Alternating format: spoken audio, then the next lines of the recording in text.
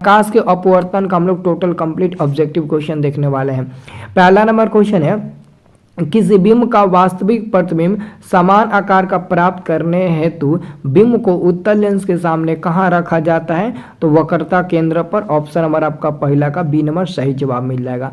दूसरा number question है, एक उत्तल लेंस होता है तो उत्तल लेंस जो होता है वो किनारों की अपेक्षा बीच में मोटा होता है। सी नंबर सही जवाब मिल जाएगा। उत्तल लेंस ऐसा ही होता है, किनारों की अपेक्षा बीच में मोटा होता है। तो दूसरा नंबर क्वेश्चन का आपका आंसर मिल जाएगा सी नंबर। तीसरा नंबर दोस्तों क्वेश्चन देखिएगा। तीसरा नंबर क्वेश्चन है, किस लेंस के द्वारा सिर्फ काल्पनिक प्रतिबिंब बनता है? दोस्तों अवतल लेंस के द्वारा सिर्फ काल्पनिक प्रतिबिंब बनता है। तीसरा नंबर क्वेश्चन का ऑप्शन नंबर आपका बी नंबर सही जवाब मिल जाएगा। चौथा नंबर क्वेश्चन है, एक एंगस्ट्रम का मान होता है, एक एंगस्ट्रम का मान कितना होता है? तो 10 के पावर -10 मीटर होता है। ऑप्शन नंबर ए सही जवाब मिल जाएगा क्वेश्चन नंबर 4 का। क्वेश्चन नंबर 5 है, निर्वात में प्रकाश की चाल क्या होती है?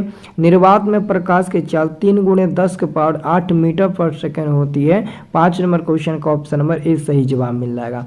6 नंबर आपका क्वेश्चन है दोस्तों, एक उत्तल लेंस की फोकस दूरी 20 सेंटीमीटर है, यानी कि एफ का मान 20 सेंटीमीटर है, तो इसकी क्षमता क्या होगा? तो दोस्तों क्षमता P बराबर 1/f फार्मूला होता है, तो 1/f का मान 20 है तो 20 रख देंगे।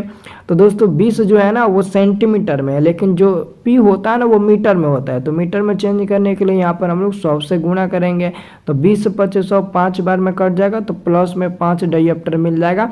सी नंबर वाला बिल्कुल सही जवाब। ठीक है, अगला आपका क्वेश्चन है 7 नंबर, कौन सा लेंस अपसारी लेंस भी कहलाता है? तो हम लोग अवतल लेंस को अपसारी लेंस कहते हैं। ऑप्शन नंबर ए सही जवाब मिल जाएगा। 8 नंबर क्वेश्चन है, निम्न में से किस माध्यम में प्रकाश की चाल सबसे अधिकतम होती है? तो हवा में प्रकाश की चाल सबसे ज़्यादा होती है। ऑप्शन नंबर 8 का ए नंबर सही जवाब मिल जाएगा। 9 नंबर क्वेश्चन है, निम्नलिखित में से किसका पूर्णांक सबसे अधिक होता है? तो हीरा का पूर्णांक सबसे अधिक होता है। डी नंबर वाला सही जवाब मिल जाएगा।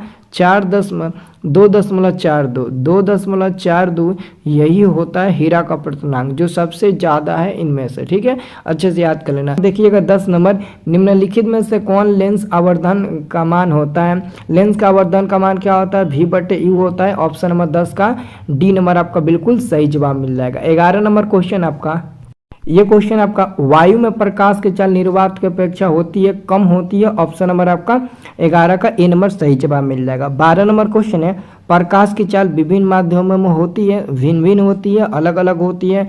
12 नंबर क्वेश्चन का ऑप्शन नंबर बी मिल जाएगा उत्तर। 13 नंबर क्वेश्चन है, तालाब का जल कम गहरा दिखाई देने का कारण क्या है? तालाब का जल कम गहरा दिखाई देने का कारण है प्रकाश का अपवर्तन। अपवर्तन का कारण तालाब का जल कम गहरा दिखाई देता है। 14 नंबर क्वेश्चन है, लेंस में मुख्य फोकस की संख्या कितनी होती है? 2 होती है। लेंस में मुख्य फोकस की संख्या कितनी होती है? 2 होती है। ऑप्शन नंबर ए सही जवाब मिल जाएगा।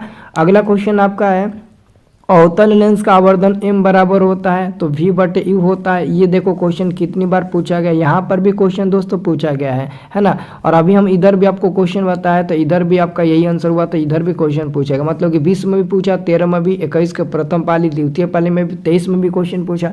मतलब कि दोस्तों इसको तैयारी करोगे तो बाहर से आपको दूसरा क्वेश्चन ना ज़्यादा याद करने की जरूरत नहीं पड़ेगा। ठीक है, ये देखिए 16 नंबर क्वेश्चन, निम्नलिखित में से किस लेंस को अभिसारी लेंस हम लोग उत्तल लेंस को कहते हैं? ऑप्शन नंबर ए सही जवाब मिल जाएगा।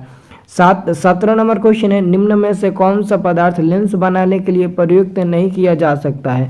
तो मिट्टी का उपयोग ना लेंस बनाने वाले पदार्थ में नहीं किया जाता है। डी नंबर वाला सही जवाब मिल जाएगा। 18 नंबर क्वेश्चन आपका है, उत्तल लेंस द्वारा आवर्धित काल्पनिक प्रतिबिंब तब बनता है जब वस्तु रहती है, कहाँ पर रहती है? तो याद रखना है फोकस और लेंस के बीच में। ऑप्शन नंबर बी सही जवाब मिल जाएगा। अगला आपका क्वेश्चन है, निम्नलिखित में से किसी वस्तु का वास्तविक प्रतिबिंब कौन बना सकता है? तो किसी भी वस्तु का वास्तविक प्रतिबिंब कौन बना सकता है? तो उत्तल लेंस बना सकता है। ऑप्शन नंबर 20 सही जवाब मिल जाएगा। अगला क्वेश्चन आप देखिएगा, अगला क्वेश्चन आपका है 20 नंबर, किसी बिंदु वस्तु से निकलकर किरण किसी लेंस से अपवर्तित होकर जिस बिंदु पर मिलती है उसे कहते हैं। तो 20 नंबर क्वेश्चन का सही जवाब मिल जाएगा आपका। ऑप्शन नंबर सी फोकस कहते हैं। फोटोग्राफी कैमरा का अपदृश्यक होता है तो उत्तल लेंस का होता है। उत्तल लेंस पर टिक लगाइएगा, उत्तल दर्पण पर नहीं। ठीक है, अगला क्वेश्चन देखिएगा कि किसी गोलीय दर्पण तथा किसी पतले गोलीय लेंस दोनों की फोकस दूरियां माइनस में 15 सेंटीमीटर है तो दर्पण तथा लेंस संभवतः होगा। तो बाबू याद रखिएगा, अवतल दर्पण की, देखिए यहाँ पर दोनों अवतल होगा, क्योंकि अवतल दर्पण की फोकस दूरी ऋणात्मक होती है और अवतल लेंस की भी फोकस दूरी ऋणात्मक होती है। तो 15 काची में है, माइनस में है ना, तो माइनस में अवतल होता है और अवतल होता है, अवतल दर्पण और अवतल लेंस दोनों में माइनस में फोकस दूरी होती है। अगला क्वेश्चन आपका है कि शब्दकोश के छोटे अक्षरों को पढ़ने के लिए किस लेंस का उपयोग करना पसंद करेंगे? तो 5 सेंटीमीटर फोकस दूरी वाले उत्तल लेंस, सी नंबर वाला सही जवाब मिल जाएगा।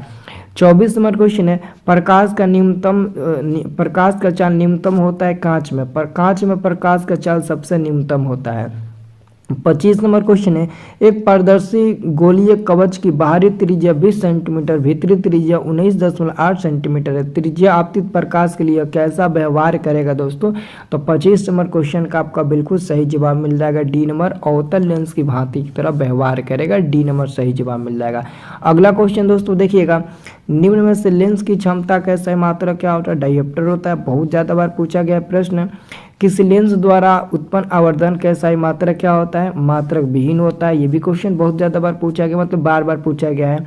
किसी माध्यम के अपवर्तनांक म्यू का मान होता है? तो साइन आई बटे साइन आर होता है, बी नंबर वाला सही जवाब मिल जाएगा। ये भी क्वेश्चन आपको बोर्ड एग्जाम में बहुत ज़्यादा बार पूछा गया है। अगला क्वेश्चन आप देखिएगा, प्रकाश के अपवर्तन के कितने नियम होते हैं? 2 नियम होते हैं, ये भी क्वेश्चन खूब पूछा गया है। लेंस की क्षमता के SI मात्रा क्या होता है? अभी मैंने बताया डायोप्टर होता है, जो कि यहाँ पर भी पूछा है, मतलब कि खूब पूछता है। हीरे का अपवर्तनांक कितना होता है? तो 2.42, ऑप्शन नंबर डी सही जवाब मिल जाएगा, ये हीरे का अपवर्तनांक होता है। अगला क्वेश्चन 32 नंबर, निम्न में से किस लेंस की फोकस दूरी धनात्मक होती है? तो उत्तल लेंस की फोकस दूरी धनात्मक होती है और उत्तल दर्पण के भी फोकस दूरी धनात्मक होगा, लेकिन अवतल लेंस और अवतल दर्पण की फोकस दूरी ऋणात्मक होगी। अगला क्वेश्चन देखिए, विरल माध्यम से सघन माध्यम में जाते हुई किरण मुड़ जाती है तो अभिलंब की ओर मुड़ जाती है कि अभिलंब से दूर? तो 33 नंबर क्वेश्चन का ऑप्शन नंबर ए हो जाएगा, अभिलंब की ओर मुड़ जाती है। अगला क्वेश्चन आप देखिएगा, चिन्हों की निर्देशांक परिपाटी में धनात्मक फोकस दूरी किसकी होती है? तो उत्तल लेंस की भी फोकस दूरी धनात्मक होती है और उत्तल दर्पण की भी फोकस दूरी धनात्मक होती है। तो डी नंबर सही जवाब मिल जाएगा, ए और बी दोनों, क्योंकि डी नंबर में दिया है ए और बी दोनों, ठीक है। अगला क्वेश्चन है, सघन माध्यम से विरल माध्यम में गमन करने पर आपतन कोण आई और अपवर्तन कोण आर में क्या संबंध होता है? तो आर का मान जो होता है वो बड़ा होता है आई से, है ना। अब अगला क्वेश्चन देखिएगा, निर्देशांक चिन्ह परिपाटी में सभी दूरियां मापी जाती है तो ध्रुव से सभी दूरियां मापी जाती है, 36 का ऑप्शन नंबर बी सही जवाब मिल जाएगा।